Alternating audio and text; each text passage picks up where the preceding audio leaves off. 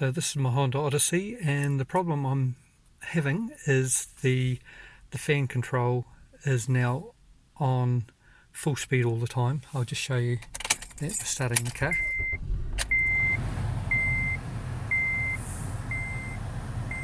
Sorry about the beeping. So you can see no matter what you do with the control, it's on full speed all the time.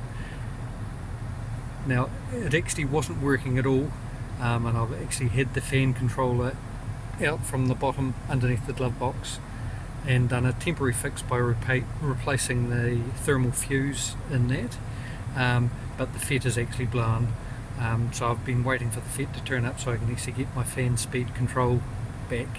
You'll see there's lots and lots of videos on the internet about how to actually short out that thermal fuse to get you up and running again. I don't recommend it, it's there for a reason, and you'll see there's a big heat sink on those controllers, so I don't recommend removing the thermal fuse. Probably okay temporarily if you can get a part, but in my case the part was months away, so I put I replaced the thermal fuse, and I'll show you what you can do in that case, because sometimes they aren't available that easily, but you'll find that you can use other components. Right, first thing you need to do is underneath the glove box is where the fan controller is actually located. So what you need to do is get under here. This little plastic black cover is actually removable. You use your tool, which is called your finger, and get in behind it and just give it a wrench. Works every time.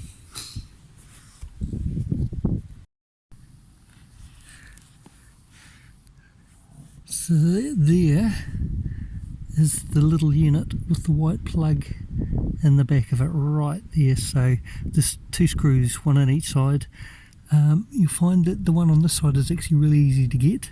I didn't bother even putting the other one, as I did a temporary fix. I didn't put the second screw in, so this is going to be nice and easy for me to take out. But believe me, that other screw is really hard to get at. You really need a short stubby screwdriver for that one. But let's just take it out and then we'll go fix it. So here's the control unit just removed. Oh, note my screwdriver's down there. I'm an electronics technician with hundreds of dollars worth of screwdrivers, and what I use is the $2 screwdrivers. Don't even bother getting them into my toolbox. It's quite embarrassing really.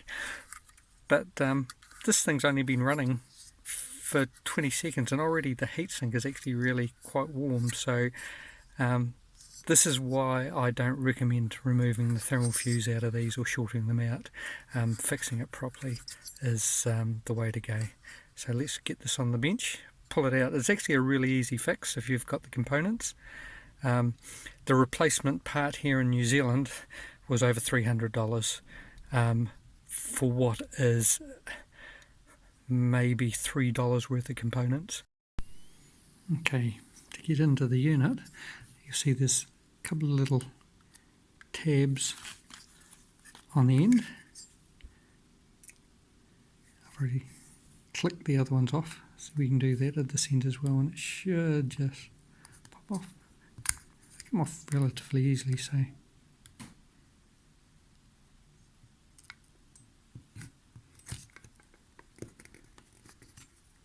oh, we're almost there. Come on, baby.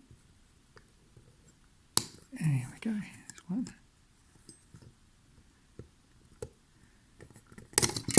Oh, came off easier than I thought. There we go. So that's it. So the bits we're looking at, so we've got 3 resistors on the top. No problems with those. A little capacitor.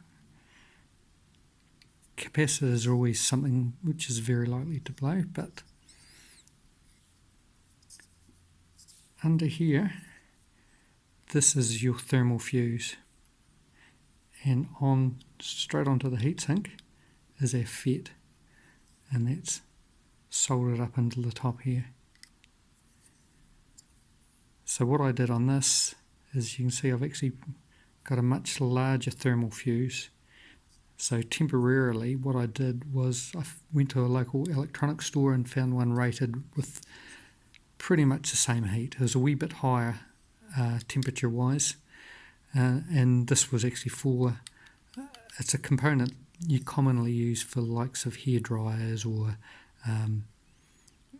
heating tongs, things like that, or even sandwich making machines. So they're quite a common thing, so you can actually find those at a local electronics store and put those in instead. The important thing there is the amp rating and the temperature. So as long as the amps are high enough, it's not going to blow from the amps, it'll blow from the temperature. So once they're blown, they can't be fixed, they have to be replaced. So let's take this apart. We'll start desoldering these. I'll put the proper part in. You'll need a little bit of heatsink paste to go underneath the FET and over the top of the thermal fuse so that the heat transfers properly from the heatsink to the thermal fuse so it blows correctly. Right, let's get the soldering equipment. Right, let's get this thermal fuse removed first.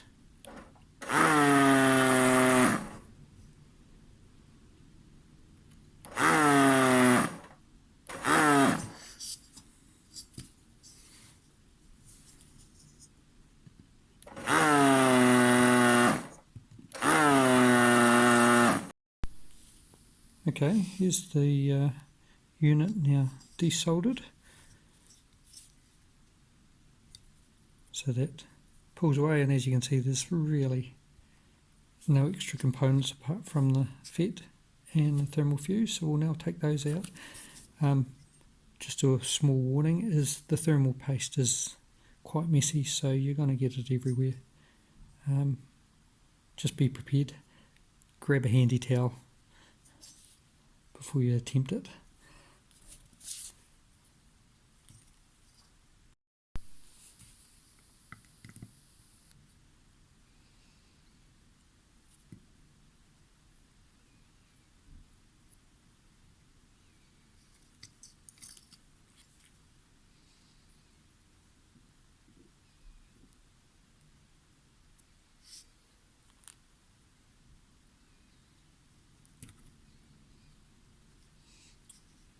And there's the old unit, and we were going to have to put the thermal paste. So if you don't have any thermal paste, you could probably scrape enough together off the existing stuff to use that, but it's cheap. Shoot down to the local store and just buy some. You can buy it in tiny little tubes. And that is the temporary thermal fuse that I put in. I'll give it a wee wipe so you can actually see.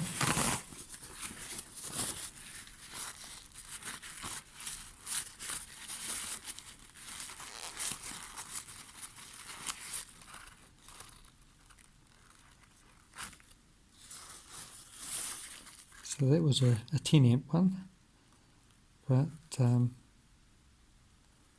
closer in the temperature range, which was what I need. So that was 132 degrees. So that still meant you had some sort of protection just by putting that in temporarily. That's better than nothing. We'll go back to the original. So we'll get into these now. We should have this up and running nice and quick.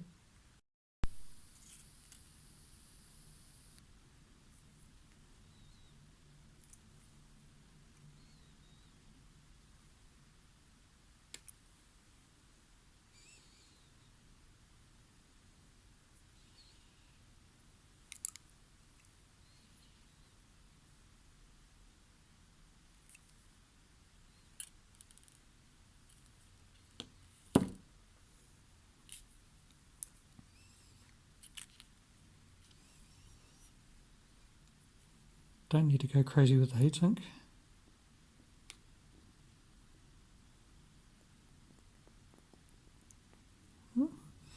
It's a bit watery.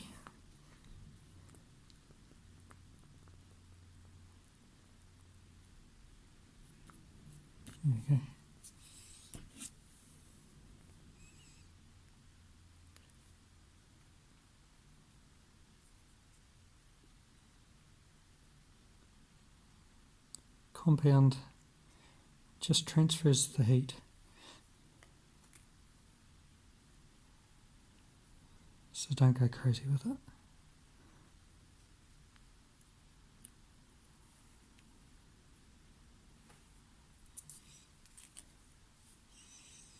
Doesn't matter which way you get your fuse in, it's not polarity conscious.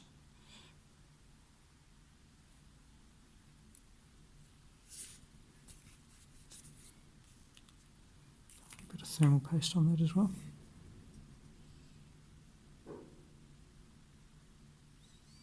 Don't go crazy.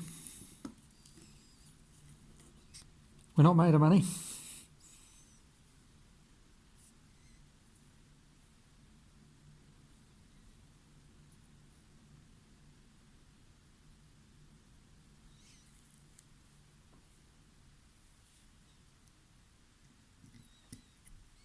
And we can straighten those legs up when we go to resolder.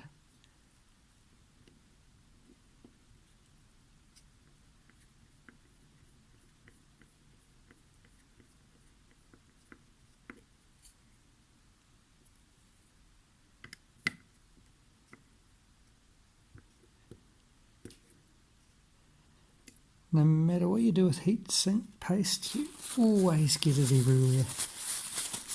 I used to hate working on stereos.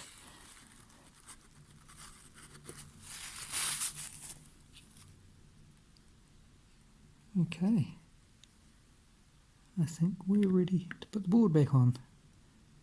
Give it a wee tweak.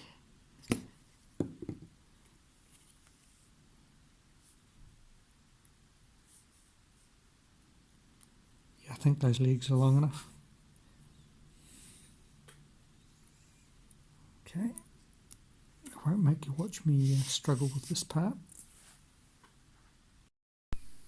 It actually went in easier than I thought. Okay, we'll just solder that up. My soldering iron's been heating up in the background, so we're ready to go. It's probably a little hot, to be honest.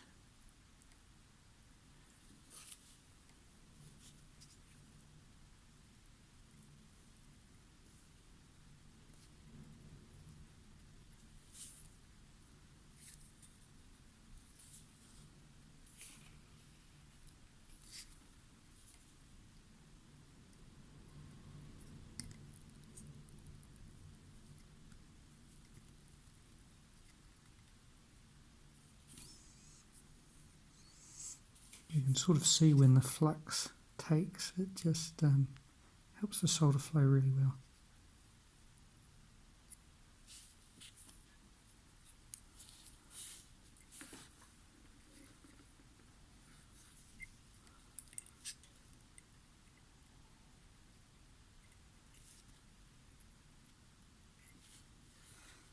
So what you want to do when you're soldering is heat the material first quickly and then put the solder on it. And the flux will make it flow where you want it. And they look alright. We'll call that a good one. And just snip the ends off.